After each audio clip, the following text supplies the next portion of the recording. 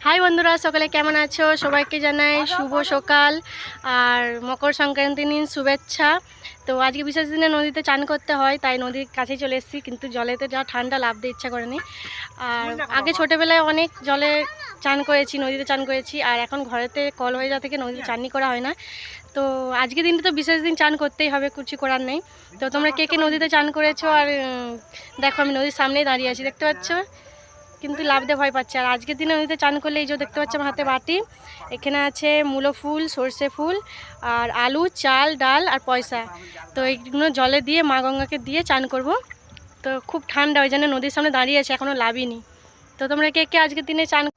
High বন্ধুরা, তো আমি এখন জলে লাভবো, প্রচুর ঠান্ডা। তো দেখো এই যে এটা জলে দিয়ে তবে চান করব।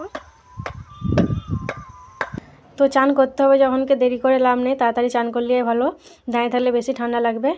তো এই নদীটা আমার বাড়ি থেকে 5 মিনিট হেঁটে আসতে হবে, আর আমি একাই এসেছি। আর একাই এসেছি হেঁটে চান করতে, কারণ সকালে সবাই চান করে চলে গেছে, আমি একটু বেলা করে এসেছি।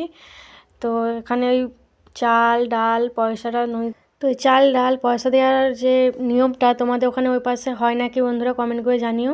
তো আমাদের এখানে এই চাল ডাল পয়সা দিয়ে স্নান করতে হয়, আর কারণ আজকে বিশেষ দিন। বন্ধুরা আমার চান করা কমপ্লিট, আর এখানে ড্রামে 1 ড্রাম জল নিয়ে নিয়েছি, কারণ আজকে বাড়িতে পুজো আছে, গঙ্গা জল লাগবে। তো আমার ভিডিও কেমন লাগলো অবশ্যই কমেন্ট করে জানিও। টাটা।